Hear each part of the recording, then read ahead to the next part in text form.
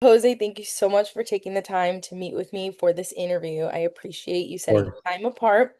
So I'm just going to ask you a series of questions and feel free to answer them normally and comfortably.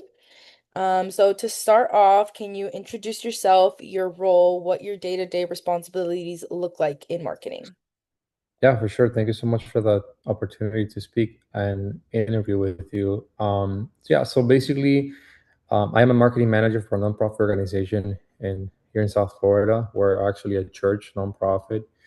We do a little bit of everything, from global events, mission trips, and a bunch of other things that we do, local events and community outreach and different things that we offer to the community. But um, my day to day looks like, like I said, because we do a lot, there's a lot going on always. We try to always first start with our priorities, for the organization, and then we start working our way back into, other things that just need attention. But my day to day is looks like talking to a team, talking to our project managers, and then speaking to different clients and getting some projects working, moving, getting them on stock. And so it's a little bit of everything, speaking to a lot of people all the time. But working with a team is the best thing that you can do, because you can't do it alone, and it's not a one man's job. And so that's basically where I am. Nice. Thank you for sharing. So, bringing us back to the origin of your marketing career, what originally inspired you to pursue a career in marketing and communications? I wanted to be a doctor, and then I had a life changing event. I was actually in the medical career. I actually went all the way to almost taking my MCAT. I was actually getting ready for it, Wow. and then I had a life changing event where just something good happened to me, and I just felt that I needed to go into this career. And so I actually had a mentor who actually helped me out, and he was the one that like introduced me to the world of marketing.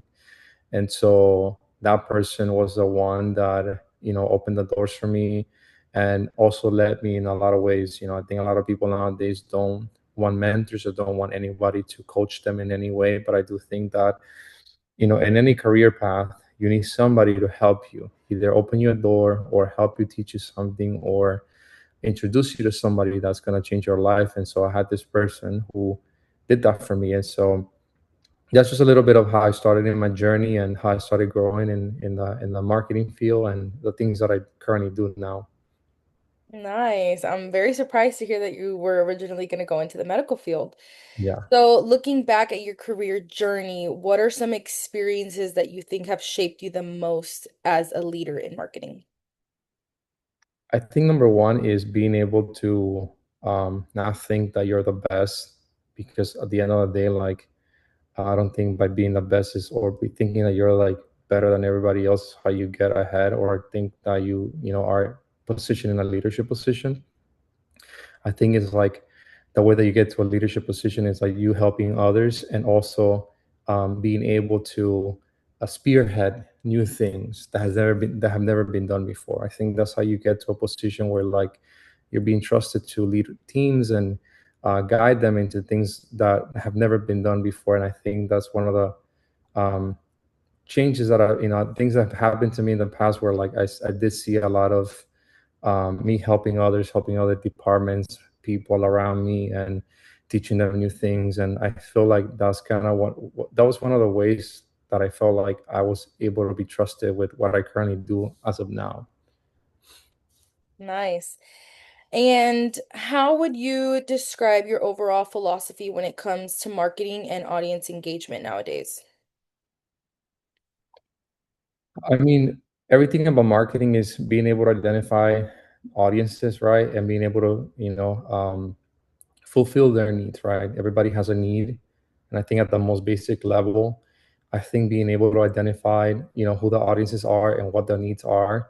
And at the end of, and at the same time, being able to accomplish business objectives, I think that helps you as a marketing person to understand how to speak to them, how to target them, where to find them, and then also like, um, what is the best approach at, like, what kind of content you want to create, right? Like, There's so many examples that I can tell you, but it's just basically like how we position ourselves to understand a little bit better, like audiences.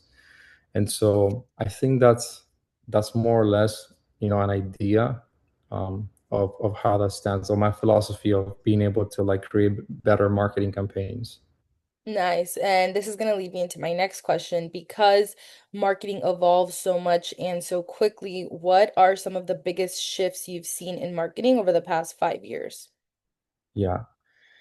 More than saying like the past 5 years, I would say in the last 2 years, marketing has evolved very quickly. More than the last five, I would say in the last 2 years, in the use of AI, artificial intelligence. So the world's very adapting very quickly to AI.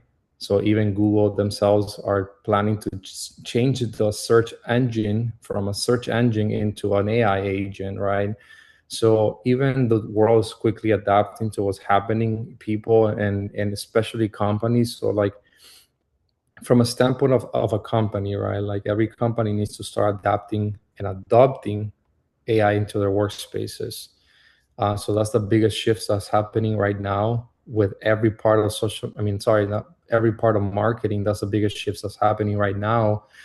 And so if you don't adapt AI into your surroundings, into everything that you do, then you're gonna be left behind. And that's not even like me saying it out of like, I don't think AI is never gonna um I don't think AI is never going to replace people. Not soon enough, not right now, right? Like perhaps in the future, in a few years, possibly.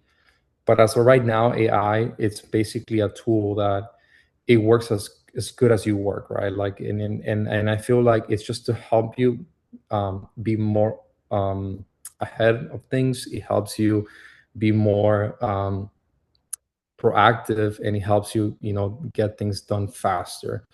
And one of the biggest changes that's happening is the adoption of AI into every single part of your marketing process. Like just yesterday, I was at a Salesforce event, and I was speaking to different people in a room, representing different companies and different aspects of different, of tech and marketing and media. And the biggest common denominators that everybody was talking about was the use of AI. Like they were all in the room talking about AI, how they're using it, how they're not using it. Of course, there's different conversations, but at the level of marketing, it's one of the biggest. It's one of the fields that has had the biggest changes because it's affecting every single part of the marketing team, from web design, social media, marketing, project managers, to different positions in the marketing field. So advertising. So it is changing, and that's one of the biggest changes that is still happening. It's still very experimental, but I think the adoption of AI is going to be one of the huge things that every student, every person looking into getting into marketing should learn. Otherwise, they will fall short because that's where the world is heading, right? So Yeah.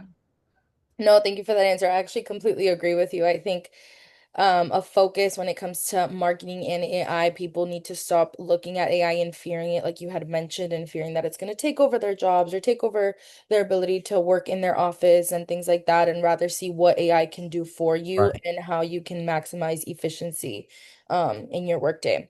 So, similar to AI, how would you say social media has changed the way organizations connect with people and build community? So social media is very interesting. I think social media is it changes by the second, changes a lot. You see it changing, in so many ways, from what people post, content, strategy, engagement. Facebook and all these big companies, social media companies, change the rules all the time. They favor certain things over others. Sometimes they will favor videos over photos, and then they'll change their mindset as to what is truly important. But that also goes with human behavior and how humans are interacting at a certain moment in time, right?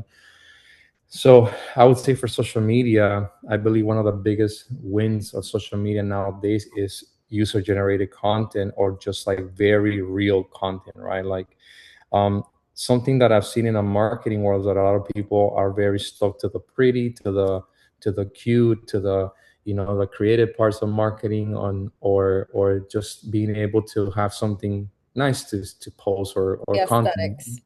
However, I do believe that, like, right now, just being real, being upfront. I mean, I think you saw it in one of, like, something that happened recently was with one of the CEOs. I think the CEO of McDonald's was doing a video of eating one of the new burgers, and you saw it. You saw how people reacted to it because it didn't look real. That's a prime example of how people are reacting over, just showing you how they want people to be as real as possible. And so, because of that made a lot of other CEOs come out and start trying their products and their, and their other things, whatever. You saw all of that. But so I think being real in social media nowadays, the engagement is also always going to be there. I think you always have to fine tune, different things when it comes to looking at trends and things that are happening. Always being able to identify, what's working, what's not working, and, but at the same time, is with the content itself, being able to be as real as possible and as transparent as possible. I think people love transparency, and when you're transparent, that's the best engagement that you'll get, like, in a post or whatever it is that you're, content out there that you're posting. Yeah, I actually have been working on an assignment for another class that I'm in, and the whole semester I've actually been focusing on the transition that we're seeing in marketing and what audiences are responding to and the emotional connections consumers want to make 100%. nowadays, and the importance of just brands being authentic. People don't always want to see professionalism and perfected campaigns, and they want to see real, raw honesty. They want to see days in my life, things like that, like UGC, like you were saying. But I think to add to what you were saying is it's also important to find a balance with social media and find a balance between 100%. both. So, in your 100%. opinion, when it comes to campaigns like you were just speaking of, what separates a successful marketing campaign from one that fails when it comes to connecting with audiences? Sure. I think, like I said about audiences, I think being able to identify the audience and, like, how to speak to them is really just so key. Sometimes you can just create content and post it, and but it might not get the attention that you're looking for. And sometimes, like, brands are frustrated because they don't get the engagement, they don't get the, what they were looking for when it comes to, in marketing, through marketing. But I do believe that, like, what separates a good campaign versus not a good one is just being able to identify your audience, and being able to speak to how they think, speak to them, how, how they think, how they feel, and then being able to give them what they want very quickly, without beating it too much around the bush, right? So you don't want to come to a front, but at the same time, like, you also don't want to be too much around the bush. You want to be clear. There's one of the things that we do in marketing, that I think a lot of marketers get wrong, which is, it's giving people too many options, right? Like, one of the things that you learn in marketing is that you don't want to give people too many options. And I feel like sometimes in certain advertisements that I get online from, different multiple businesses, you always see multiple call to actions: call me, write to me, send me an email. And it's like, no, it's got to be a one call to action. And there's certain things in a campaign, like I said, depending on the campaign, depending on the client, depending on the situation, I do believe, like, certain things like that can literally make your campaign fail, right? But just being able to, be, just key number one is, like, understanding your audience, understanding how they talk, getting to them as fast as possible, and leading into the right call to action. And I believe that's one of the ways. But again, it all depends on the campaign that you're working with, depending on what level. Also, like, the objectives of the campaign. You can set your KPIs in a way that, looks like success for your company. But more or less, I believe that that's always key. Nice, thank you. Now, I want to talk a little bit more about the organization you specifically work for. And what I want to touch on is when planning a campaign or a major event and the promotion of it, what process do you and your team usually use from idea all the way to execution? So we tailor made our marketing campaigns to a specific process that's already um, made for us. So, like, we go from, understanding what the product is, right? They always teach you there's 7 P's in marketing. They go from 4 to 5 or 6, 7. Everybody has different P's in marketing, but at least for us, the way that it works for us and for our market is being able to identify. Number one is what the product is. If you don't understand what the product is, then you won't even know who it's targeted. Who is it for, or what needs is it serving, right?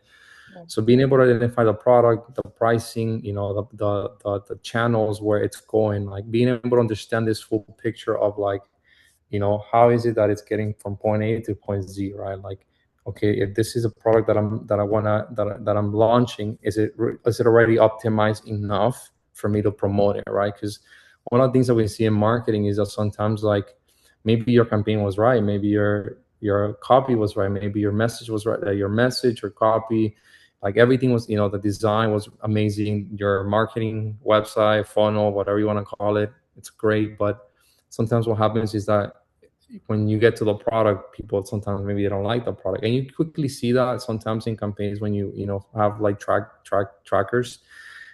You see a lot of interest in campaigns by having a lot of clicks, a lot of click through rate. You see that in the click through rate. You see a lot of click through rate, but not a lot of conversions. And so there's just a way of seeing it. But just being able to identify, like I said from the beginning, the product, if the product is good enough, and sometimes in marketing you have like a product developer, there's somebody that helps to make sure that product is good for the audiences that you're targeting. And then once that product is good enough, um, based on that company, then you start walking through, okay, who is it for? Let's identify the audiences, do a SWOT analysis, let's see the weaknesses, the strengths, the opportunities, the threats.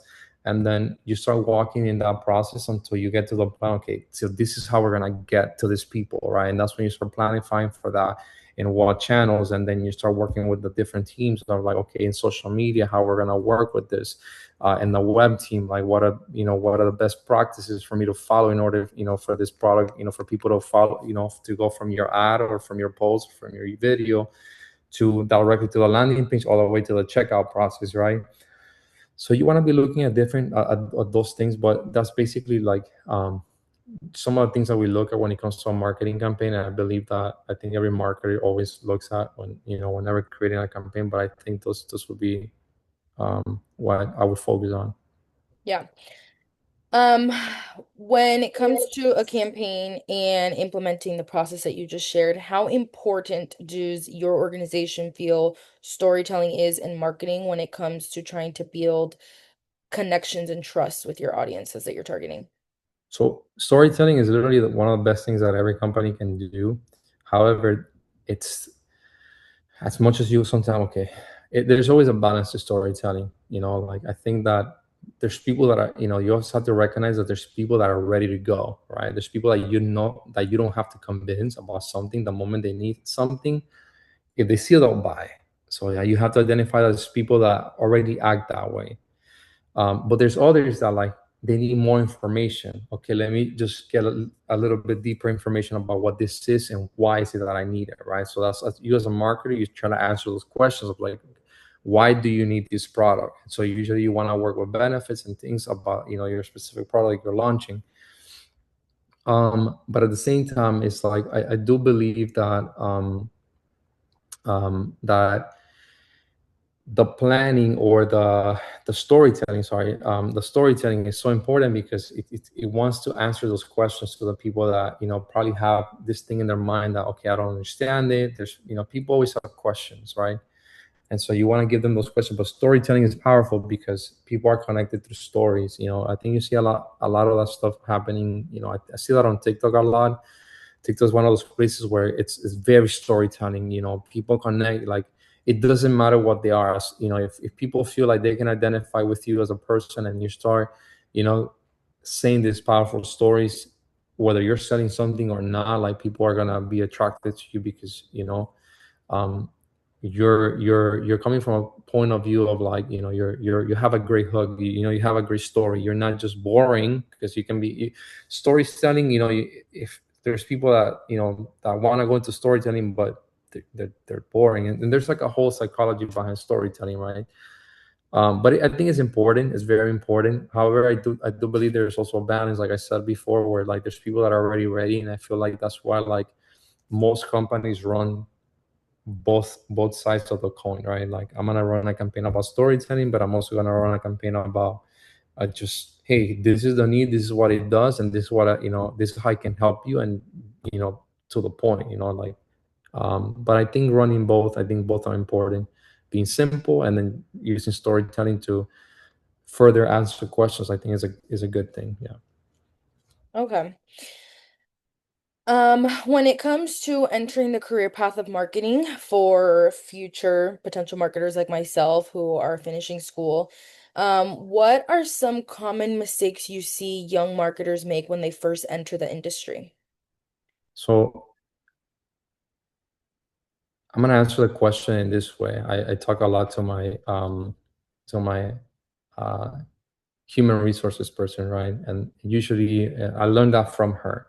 Um, I think one of the things that I said earlier was having a mentor. I think that's super key and important because feeling like I think you isolating yourself, thinking that some miracle person is gonna come your way and is gonna do everything for you. I don't think that's how it happens. I think you have to present yourself, number one, and get out there. Like you have to go and knock on doors. You have to go and look for things. Like you can't just like feel like I just graduated and well, like something's gonna happen. No, I think you have to be very proactive into getting yourself in the race, right? That's number one. Number two is finding a mentor, like I said. And number three, I would say, comes from, like I said, somebody in HR taught me this, which is, as a marketer, you have to have four things when it comes to three things you have to have when it comes to working in a team, especially in the marketing thing, which is number one, you have to have the competency, right?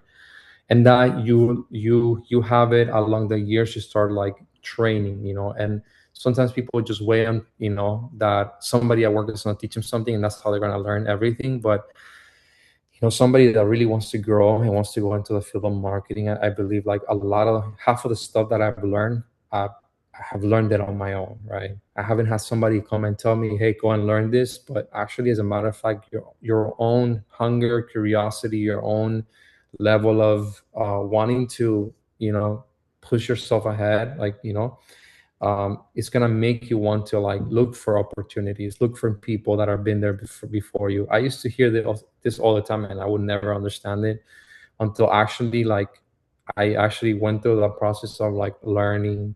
Like I said, being competent, right? Competency means like number one, what you're doing. You also know where you're going, but at the same time, you also have like a great work ethic. I feel like a lot of people have maybe the skill, but they don't have the work ethic. And work ethic is everything that is not your skill. For example, it might sound dumb, but it's like just being curious, right? Like, or like being able to like just say, hey, look, I have an idea, and being a team player, being always just open to learn, open to teach others, open to do so many things that can definitely help overall in the culture or where you work at, right? Or where maybe it could be your business, doesn't matter. It works the same way, right? Like your own culture. So like competency, and then in the culture, right? Being able to adapt to a culture, and that's why it's always great for you when you go into a place, right? There's places where you're gonna go learn something that perhaps is not your culture, but you're still gonna learn something. But then once you have the skills, once you have the whatever it is that you need to actually like move on, then you find a place where you can actually like has the same culture as you, where you feel like you can thrive, you can be yourself. They really listen to you. They really listen to your thoughts.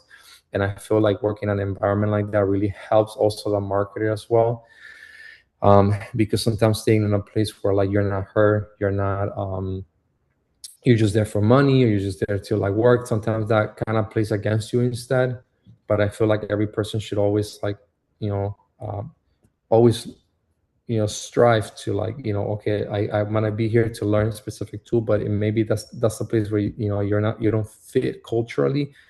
Then it's best for you to move on, like. And so competency, culture, and chemistry. I feel like, and it goes, it ties in with the other one that I said with culture. think finding a group of people that you can grow with, I think that's super key. Because sometimes like the people around you are the ones that are also like gonna teach you a lot of things. So you can learn, you can learn through a mentor, then you can learn on your own, then you can learn with the people around you. I've had so many people, like I said, in my life teach me so many things. Like, for example, in the field of marketing, you can work with so many people, right? I've worked with developers, I work with companies, I have worked with CRM teams, I have worked with social media teams, and when I'm around these people, right, like I don't think that, oh my God, I know it all. I have my strengths, but I also have my weaknesses. So when I'm around people that I know, like, hey, I have no idea, maybe they know, that's their expertise. So like, I love to listen to them. I love to ask them questions. I love to, to dig, deeper into conversation to understand better things. Like, and that's how you grow over time. Like I don't have web development knowledge, but I number one, I already know the process how to do web development, but now I have learned also how to create a website and also have a website up and running without having a web developer if needed be, right? I don't necessarily have to have the skill for marketing, but having it is always a plus. So I think you as a marketer, as a person that's growing in the field, you putting more um, knowledge under your belt. You know in so many processes that maybe they're not in the 100% related to the marketing field in the sense of like you don't need to do that, but knowing the back ends of so many teams of how they work and how they function and what is it that they do, and you understanding their world helps you understand that like, okay, I can actually now go into that world and understand and speak to them in a way that they'll understand me, and I will understand them. Basically, yeah. So I would say like understanding every position in the marketing field as much as you can. I feel like it can help. I think one of the things that you do have to identify in marketing is that depending on your career, right? Because every career in marketing looks different.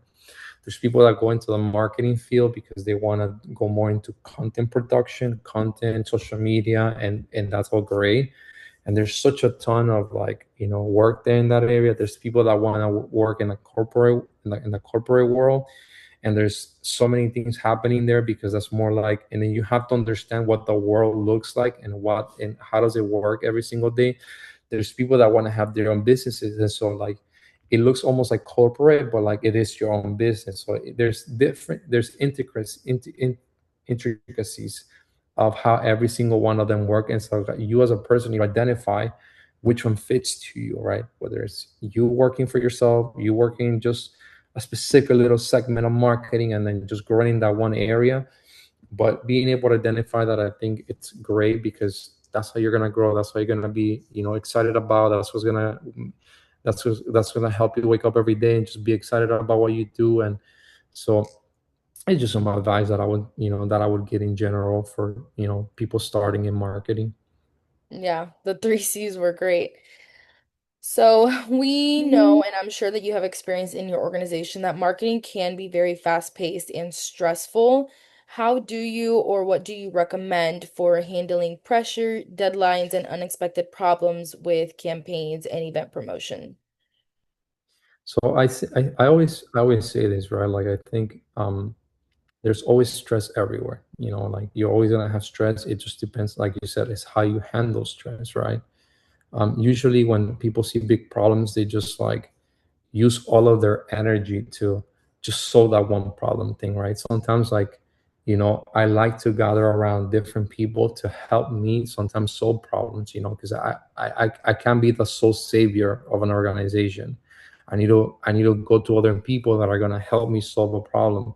There are times that I just solve them myself because it was just a quick fix. There are other times that it requires more things. I do believe that in certain occasions that like there are bigger problems that are above your pay grade. I think that it requires you to like number one, just listening a lot, right? There's things that you won't understand in the marketing field, especially when you work in a corporation. Like you won't understand them at that moment.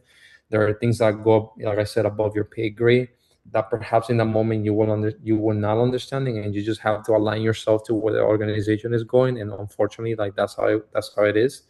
But over time, like you need to understand that like, this thing will always happen and you gotta be at peace. Like I always tell myself that I have to be at peace.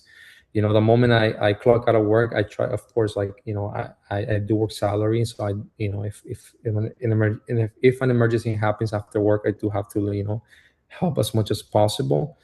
But I do feel like part of the, work life balance, you have to have a good one.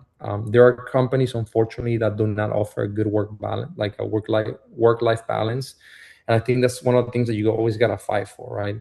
I think that's up to the individual, number one, because a lot of stress can come from you bringing your job into your home, and then the other one is like once you're at work, try your best to always find a solution as quickly as possible without getting yourself in the drama, because I feel like a lot of people sometimes like get in the drama, get in in the middle of it, and like they make it more than it is, right? They make this little thing a big issue, and sometimes you just got to take a step back, breathe in, and just say, okay, how are we gonna get this done?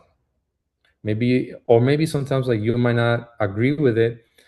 So in those moments, better, instead of like executing and talking or like trying to fight, sometimes you got to identify which battles are free, that you have to fight, and what are the battles that you don't have to fight.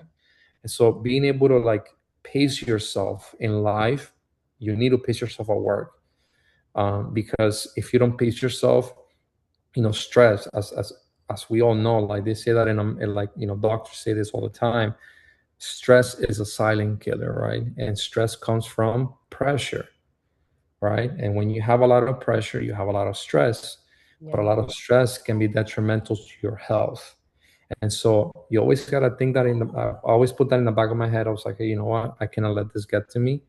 I need to maintain myself, like, focus in what I'm doing, and also like, um, pacing yourself, and whenever you need to get something done, you'll get it done. And then whenever you don't need to, then you just wait until the next day. Usually wait 24 hours, and when the next day comes, like you'll come in with a different mind. So there's different ways of handling stress. There's likely books on that, and I feel like just reading more on that in the work-life balance, I think it's great, and looking at podcast books and things can really help a lot. Yeah. Okay. So, what qualities do you look for when building or managing a strong marketing team? I think one of the biggest qualities, like I said, like I think it goes back to the three C's that I told you, like, competency, chemistry, and cultural fit. I believe working with the same people. I think like you work like you, and I think that's always a great way of like always building and growing together. And for the past 10 years, I've built around people, with people, and people have built with me, and I have built with them. Um, in that same manner, right? Having the same those three things of chemistry, competency, and the cultural fit. So, I think everybody looks for people that, number one, that they know what they're doing, like that they're have a great work ethic, that they'll get the job done, that, they're on the same line, they're in the same thought process as you, and having one-minded people. I think it's always great having that kind of, that kind of person on your side. I think it's always great, and, being able to work, throughout the years, with people like that, that have, that are coming to build, that are pushing forward with me, that are not just, which again, everybody, works because, they, you have to work, but also working with people that, also are there because like they're on the same mission as you, and they believe in what they, what you're believing in. So it's great to see that, and me working with other people that are above me as well. So it's great to see that, that's the kind of people that you're always looking for. Nice.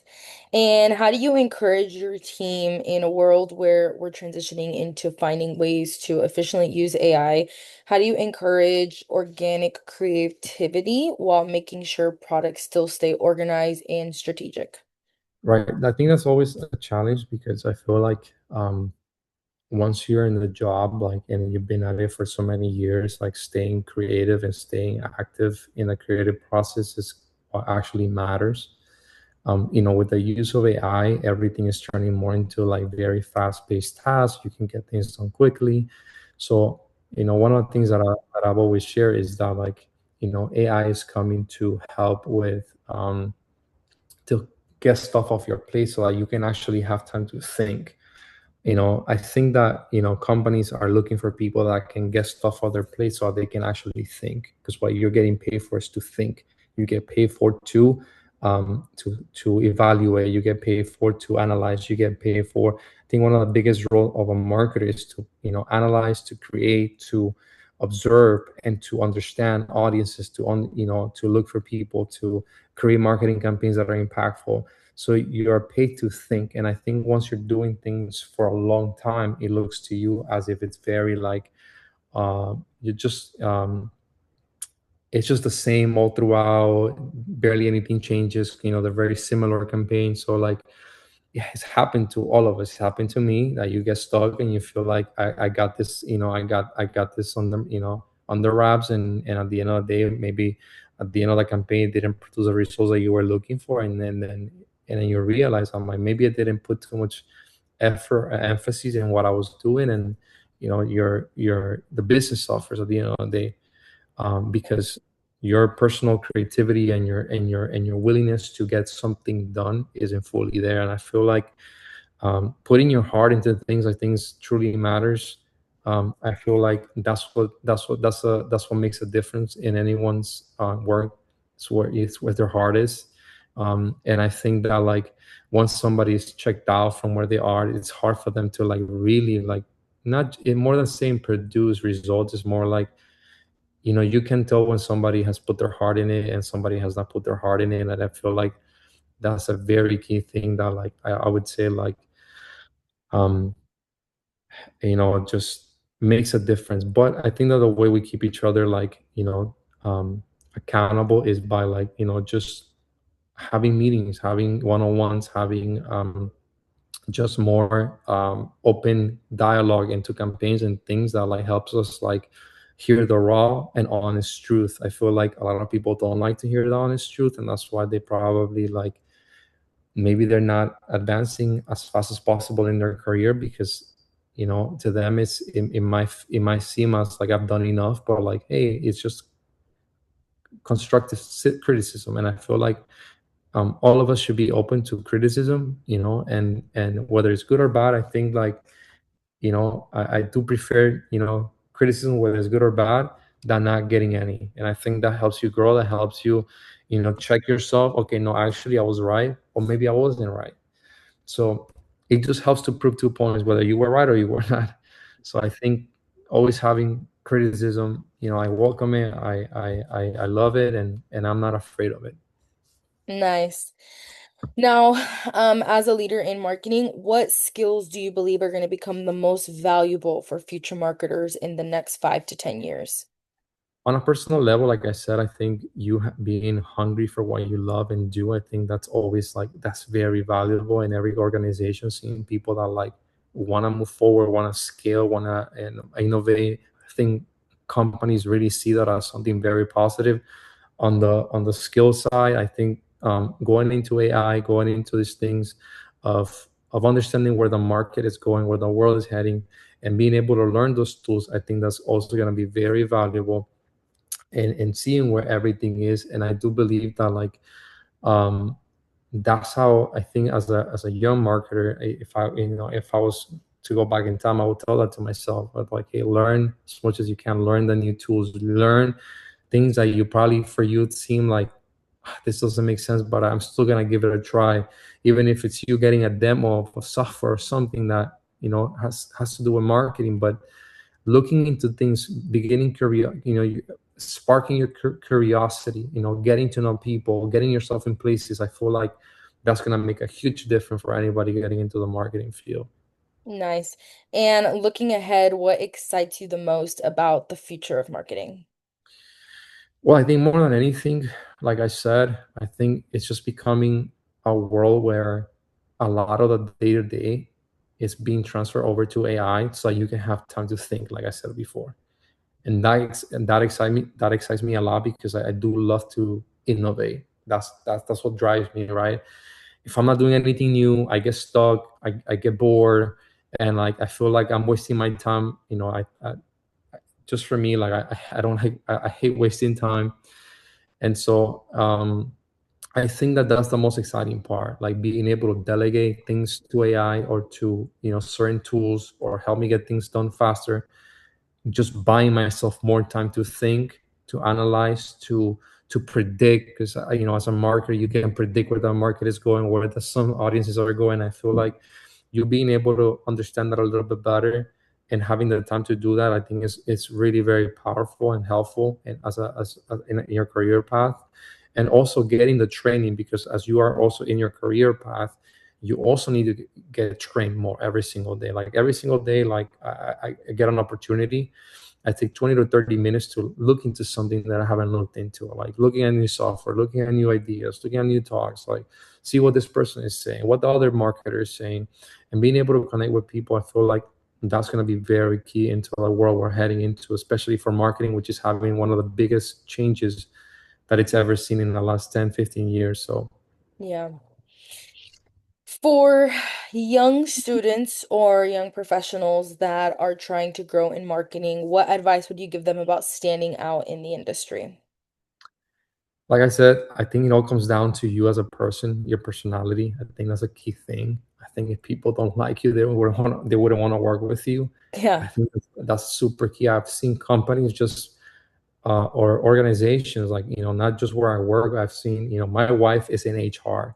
She's an HR manager, and she's told me this so many times that, like, um sometimes, like, you being likable, like, can really affect your application. Maybe you have the skill set, maybe you're very smart, maybe you're great at what you're doing, but if people don't like you, don't want to work with you, they won't work with you. Yeah. And I've seen people, like, not get jobs, not get contracts, not get, like, things, go in their favors because they're not likable. I think you got to be able to be approachable, you got to be able to be nice to people, you got to be able to, like, be open minded. And I think, like, you have to be, at the end of the day, you got to be yourself. And I think that, of course, in a very professional way, but being yourself, I think that's always a good thing to see. So I think that's an advice that I can say, that, I can help anyone, from that perspective. Because, like I said, there's very smart people out there, but I just think that a lot of people also want is, like, being able to work with somebody that has a cultural fit, and the chemistry to work with a team. Because it's like they say, one bad apple can make the whole batch go bad. Yeah. So it is very important in the marketing world, or anywhere you go, right? So you don't want to be the bad apple, you want to be a good apple. So I would say that. Yeah. Thank you. And as we're coming to a close, I wanted to ask you something about your personal career in marketing. Is there a project, accomplishment, or milestone that you have been especially proud of? Yeah, I feel like just having the time to innovate is the one thing that I have always been proud of, and being able to, like, pioneer things in my department has given me the most excitement. Right now, we have been in a process of implementing a CRM into our organization, Salesforce. And so, just being able to have the opportunity and the blessing to actually implement this with different teams is such a great learning experience. I don't believe a lot of people get to do this. It's like, number one, is very expensive, and number two, um, not a lot, like I said, not a lot of people get the opportunity to experience that and implement it and go from step one to, like, the last one. And so I've gotten to see the whole implementation of a CRM. Like, I've gotten that experience, and just being able to implement certain tools, because how, a CRM has changed, our entire department, in so many ways. So, like, we've had to adapt very quickly. And so with AI, with a new CRM that's also, like, being used by big companies outside, by big organizations. So I feel like that's been something that I've been proud of in the past, I would say, 2 years that we've been in the implementation. I've learned so much from very smart people. There's so many great people out there that, that have had so many experience with doing this already. And so being able to see that, and being able to also, like, be one of the channels to implement this in my organization has been such a big blessing. So I am forever grateful for where I am and having that opportunity to do that. Nice. Thank you for sharing. And finally, our last question. If listeners take one thing away from this interview, what would you want it to be? I'll summarize it like this. Number one, I would say be likable, have the competency, be hungry to learn. Don't cut corners. Don't try to like go around the bush. Like don't try to be sneaky. Um, Go through your process, love what you're doing, learn as much as you can. Find somebody that's been there and that has already done it. Learn it, from them as much as you can, and then find a company where you see yourself, where you see growing, where you see whether it's either having your own business or working in a corporate world. Find a place where you can see yourself growing and also putting to use what you've learned and what you are learning in your career path or whatever you see yourself in the next 5, 10 years. So that would be my advice to everybody listening. Amazing. Thank you. It was a pleasure getting to speak to you and interview again. Thank you so much for setting the time apart for us to be able to do this. I appreciate it. And I look forward to maybe getting to collaborate with you again in the future. Well, thank you so much for the No, opportunity. thank you. Best Appreciate of it. luck, Jose. Bueno.